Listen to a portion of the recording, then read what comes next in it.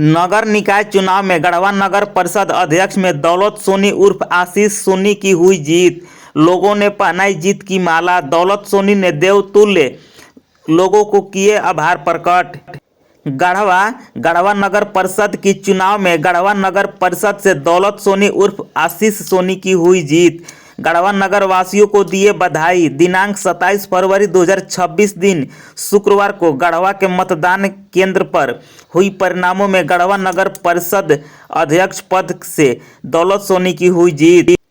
देखा जाए तो गढ़वा की राजनीति में ऐतिहासिक बदलाव। निर्दलीय दौलत सोनी की बड़ी जीत से बदली सियासी तस्वीर। गढ़वा नगर परिषद चुनाव के नतीजों ने जिले की राजनीति में एक नया मोड़ ला दिया है। इस चुनाव में निर्दलीय उम्मीदवार दौलत सोनी ने जिस तरह से शानदार जीत दर्ज की, उसने न सिर्फ राजनीतिक दलों को सोचने पर मजबूर कर दिया, बल्कि आम जनता के बीच भी एक नई बहस को जन्म दे दिया। यह परिणाम इस बात का संकेत माना जा रहा है कि अब मतदाता पार्टी से अधिक व्यक्ति और उसके कार्यों को महत्व देने लगेंगे। गढ़वा नगर परिषद चुनाव में आशीष कुमार सोनी उर्फ दौलत सोनी को कुल 7,201 वोट प्राप्त कर शानदार जीत हासिल किए। वहीं दूसरी नंबर पर संतोष कुमार केसरी को 3,790 वोट प्राप्त हुआ, जबकि तीसरे नंबर पर मासूम राजा को 2,883 वोट प्राप्त हुआ, जबकि चौथे नंबर पर अलखनाथ पांडे को 2,701 वोट प्राप्त हुआ। वहीं दूसरी ओर देखा जाए तो देश की सबसे बड़ी राजनीतिक पार्टी भाजपा समर्थित उम्मीदवार कंचन जायसवाल को मात्र 2,582 वोट मिले, जबकि झारखंड मुक्ति मोर्चा समर्थित उम्मीदवार संतोष केसरी को 3,790 वोटों से संतोष करना पड़ा। सबसे चौंकाने वाली बात यही रही कि दौलत सोनी को मिले वोट दोनों प्रमुख दलों के उम्मीदवार के कुल वोटों से भी अधिक रहे। राजनीतिक विश्लेषकों का मानना है कि यह परिणाम जनता के बदलते नजरियों को दर्शाता है।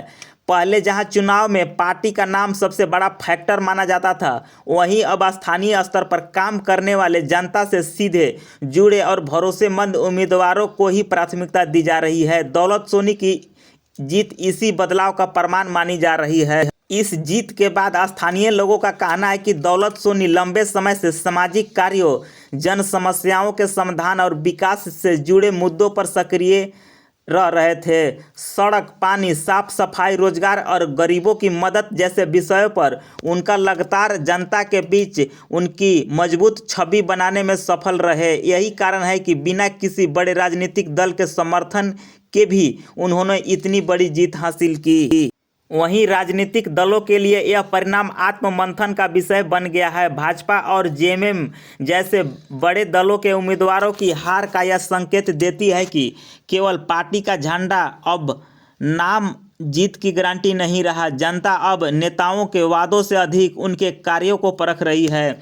गढ़वा की इस जीत को कई लोग राजनीतिक भूचाल के रूप में देख रहे हैं। यह नतीजा आने वाले चुनाव के लिए एक नई दिशा तय कर सकता है। संभव है कि भविष्य में और भी निर्दलीय उम्मीदवार जनता का भरोसा जीतकर बड़े दलों को चुनौती दे देंगे। कुल मिलाकर देखा जाए तो दौलत सोनी की ऐतिहासिक जीत यह संदेश देती है कि अब राजनीतिक धीरे धीरे परिवारवाद से निकलकर कर्मवाद की ओर बढ़ रही है। यदि नेता ईमानदारी से जनता की सेवा करे तो बिना किसी बड़े राजनीतिक मंच के भी जनता का दिल जीत सकते हैं। गढ़वा का यह चुनाव परिणाम आने वाले समय में झारखंड की राजनीति के लिए एक नई मिसाल बन सकता है। गढ़वा नगर परिषद का ये जीत आशीष कुमार सोनी के संघर्ष की है। इनके मेहनत ये परिभाषित कर दिया कि मेहनत से कुछ भी हासिल किया जा सकता है।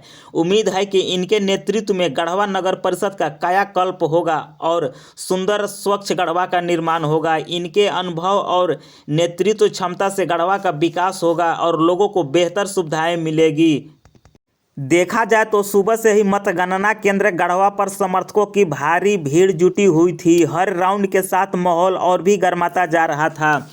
आशीष कुमार सोनी उर्फ दौलत सोनी के जीतने के बाद इनके समर्थकों ने फूल से बने माला को पहनाकर एक दूसरे का खुशी का इजहार किए। यह जीत गढ़वा की देवतुल्य जनता की जीत है। हमारी टीम दौलत की जीत है। हमारी अर्धांगिनी संध्या सोनी जो मेरे कंधे से कंधा मिला करके थी, मेरी माँ थी, और जैसे कहा जाता है कि परिवार की ताकत एक ताकत होती है, तो टीम दौलत एक मेरी ताकत है, वो एक मेरे परिवार है।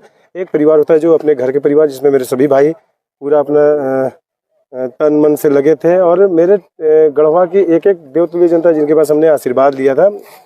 मुझे भी आशा था कि लगभग 7,000 मतदान आएगा मेरा, उससे बढ़ चढ़ के आया है। तो सभी लोगों को भावुक होकर के मैं बहुत धन्यवाद देता हूँ कि यह सर्टिफिकेट आप सबों को समर्पित कर रहा हूँ। यह जीत आपकी है, न कि मेरी है। मुझे इतनी ताकत शक्ति हमेशा दीजिए कि मैं 5 वर्ष आपके साथ, कि 5 वर्ष तो इस सर्टिफिकेट का जो वैल्यू है उसके हिसाब से मुझे आप हमेशा इतना दें कि मैं अपने कतरा कतरा अपने जान का आपके प्रति निछावर कर दूं और काम करूं। कुछ प्रण भी था आपका? ऐसा कोई प्रण नहीं था। दाढ़ी का? दाढ़ी तो हम हमेशा रखते हैं। हाँ, लेकिन हम जब 27 तारीख को घोषित हुआ था, नोटिफिकेशन आया था, तो उस दिन हम रास्ते में जा रहे थे, बिंडमगंज पहुंच गया था। 26 जनवरी को झंडोत्तोलन के बाद उसी दिन निकलना था। अचानक थोड़ा तबीयत खराब हुआ, 27 को बिंडमगंज पहुंचे, नोटिफिकेशन आया, लोगों ने फ़ोन किया, घोषित हो गया। हम अयोध्या के लिए निकले थे, माँ विंध्यवासिनी अयोध्या के लिए। हम बोले अब कोई बात नहीं, पहले हम जिस कार्य के लिए निकले हैं उसी कार्य को पहले हम करेंगे। लोग बोले कि यहाँ समय नहीं, हमको कोई समय नहीं, पहले भगवान के लिए समय है, प्रभु राम के लिए समय है। तो हमने प्रभु राम के लिए पहले माँ विंध्यवासिनी के दरबार में जाके माथा टेका। उसके बाद हम प्रभु राम जी के यहाँ माथा टेक करके और जय श्री राम का नारा लगा कर वहाँ से निकले, और यहाँ आए हम 28 तारीख को, और 28 तारीख को रात में आए, 29 तारीख को सुन लगे, और 3 तारीख को नॉमिनेशन किए। नॉमिनेशन में भी प्रचंड लोगों का जन समर्थन मिला। उस दिन भी जनता यह बता दी थी कि दौलत सोनी के साथ यहाँ की एक एक माताएं, और इसमें सबसे पहले हम बता रहे थे यहाँ की जितनी हमारी माताएं हैं, हमारी बहनें हैं, मेरी काकी, चाची, दादी का, हमारे चाचा लोग, दादा लोग, दीदी की हैं, माताओं का बहुत, महिलाओं का बहुत जन समर्थन मिला है मुझे। एक एक बूढ़ी माँ हमारे लिए खाना बना के खिलाई, बहुत सारा प्यार मिला। तो ये प्रण था कि वहाँ से आएंगे। अब फिर अभी हम अयोध्या जाएंगे, तो यह चुनरी माँ विंध्यवासिनी से मुझे प्राप्त हुआ था, वहाँ समर्पित करेंगे। उसके बाद जो है प्रभु राम जी का पास जाके माथा टेकेंगे। और मेरा ऐसा मनसा था कि प्रभु राम जी मुझे अगर यह सर्टिफिकेट दिलाते हैं, गढ़वा की सेवा करने का मौका देते हैं, तो मैं वहाँ जा करके माथा टेकूंगा। और यह अभी ही जाऊँगा, आज जाऊँ, कल जाऊँ, लेकिन 1-2 दिन के अंदर हम जा करके वहाँ माथा टेकेंगे। वर्खा के से श्री से आशीष कुमार सोनी जी निर्वाचित घोषित किए गए हैं।